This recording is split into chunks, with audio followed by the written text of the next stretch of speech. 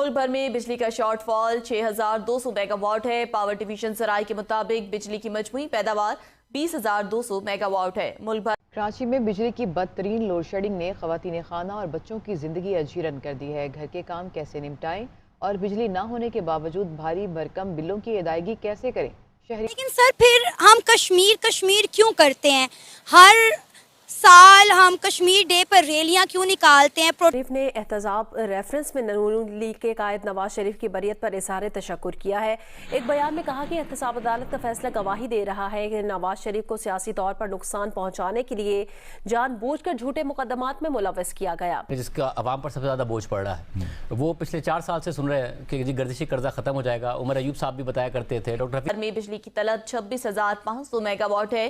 तलब और रसद में फर्क के बाद मुख्तलिफ इलाकों में लोड शेडिंग का सिलसिला जारी है।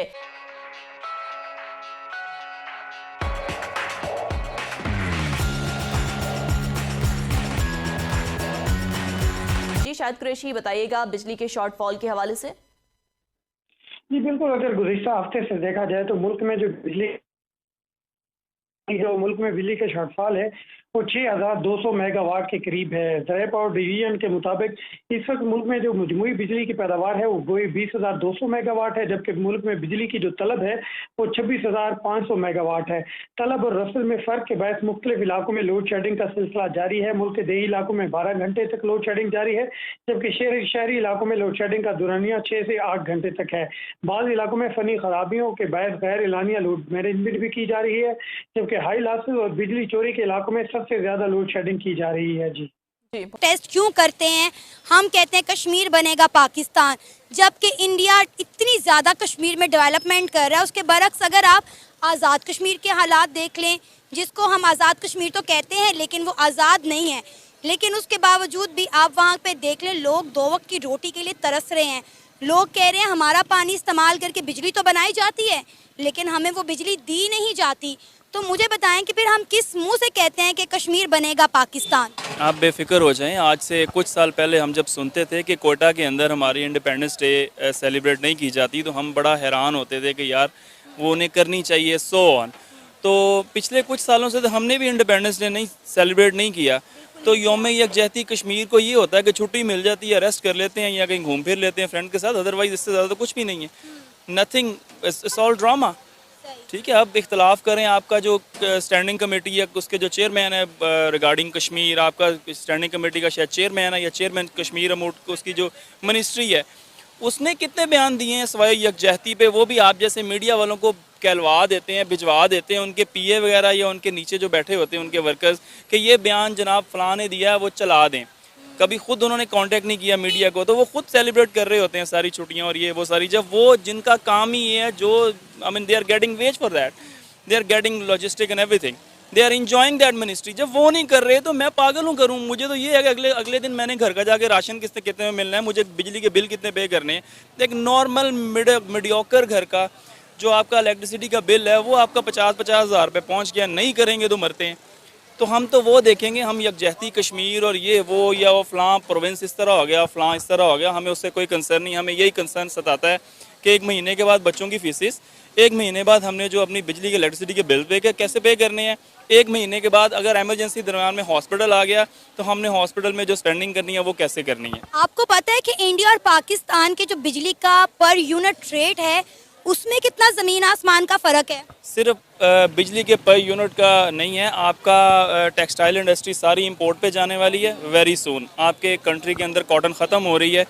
आप सिर्फ बिजली के यूनिट की बात कर रही हैं, आप उसके अलावा बहुत सारी और चीज़ें देखिए, जो जितनी भी कमोडिटीज़ हैं, आपकी नेसेसिटीज़ हैं, आप नेसेसिटीज़ को देखें, आपको आइडिया होगा कहाँ पे इंडिया है, कहाँ पे हम हैं। और उसके अलावा आपका जो मेन सेक्टर है, कहते हैं जी 70% जो पॉपुलेशन है आपकी वो एग्रीकल्चरल बेस्ड है सारी इस कंट्री की, या डायरेक्टली और इनडायरेक्टली अगर फैक्ट्रीज भी चलती हैं तो एग्रीकल्चरल बेस पे कॉटन आती है तो टेक्सटाइल चलती है। बताया कि हम क्या हैं, हम कौम नहीं हैं, हम भीड़ हैं। जिस दिन 313 पैदा हो गए ना इस पाकिस्तान में, जिसको हम कहते हैं जी तेरा मेरा रिश्ता क्या, ला इलाहा इल्लल्लाह, और पाकिस्तान की बुनियाद पे बना हुआ ये मुल्क, जिस दिन 313 इसमें पैदा हो गए ना, उस दिन पूरी दुनिया पे हम फतह पा जाएंगे। और फिलहाल हम एक भीड़ हैं, हजूम है, ठीक है, जिसका दिल चाहता है, जिस तरफ चाहता है वो इसको हाँक के ले जाता है। तो इसलिए अब बिजली पानी वाली कहानियाँ हम यूज टू हो गए हैं। ठीक है, वो काफ़ी अर्सा पहले की बात कि हम वो लोग हैं स्पेशल पंजाब के, माजरत के साथ मैं खुद पंजाबी हूँ, ठीक है, कि हमें यहाँ पे सुबह पता चले ना जी कि आपको इस टूल प्लाजा से गुजरना और 5-5 जूते भी खाने हैं, तो हम ये नहीं कहेंगे भी क्यों खाने हैं, हम कहेंगे जी जुतियाँ भावें 10 मार लो पर बंदे बधा लो, टाइम नहीं आएगा। तो इसलिए हमें बिला वजह ये सवाए यौम यकजहती के बैनर लगवाने के, इश्तिहार लगवाने के, बयानबाजी के कुछ भी नहीं। सर आपका नाम? बिलाल। बिलाल सर, क्या कहेंगे जम्मू कश्मीर में 6000 megawatt hydro power plant, hydro project पर काम किया जा रहा है, नॉर्थ इंडिया को जो है पावर हब बनाया जा रहा है, क्या कहेंगे पाकिस्तान में बिजली आती नहीं और जम्मू कश्मीर के अंदर जो है इस तरह के प्रोजेक्ट्स पर काम किया जा रहा है? ये कोई नई बात तो नहीं है। अगर आप हिस्ट्री देखें, पाकिस्तान में जितना भी पानी आ रहा है, अगर आप देखें आपका गिलगित करदू वाली साइड से, दरियाए सिंध से, वो सारा ऑलरेडी समुंदर में जा रहा है, ठीक है ना। तो इसमें कोई भी जो भी सिटिंग गवर्नमेंट है, ये जो पहले पिछले 70 साल में अयूब खान के दौर में 2-3 डैम बने, उसके बाद कोई डैम नहीं बने। और अगर आप रिज़र्व देखें तो पाकिस्तान के पास इस टाइम करंटली 30 डेज़ का वाटर रिज़र्व है। और अभी आप लास्ट ईयर भी देखें बारिशों में कितना पानी, और जो उसका एस्टिमेटेड था I think somewhere around $4 to $8 billion का पानी हमने ज़ाया कर दिया, ठीक है ना।